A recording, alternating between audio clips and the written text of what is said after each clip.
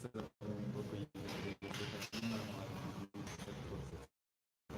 na kontaan rek di leen wax ne rek mën ngeen di suivre fii nii ci rajo RFM 93.1 suñu émission yi yëpp rek lay jàll boo bëggee seetaan place rek tuuti da nga koy fas ci Waly Ndiaye si YouTube bi El Hadj si YouTube bi Matafa si YouTube bi ñëpp rek si YouTube bi gis ngeen sax mu ngi noonu di yegg si wala kon kano bi waaw mu ngi noonu RMK daal léegi nii rek ca RMK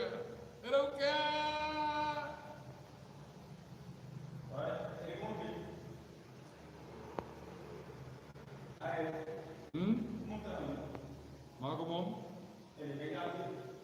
tey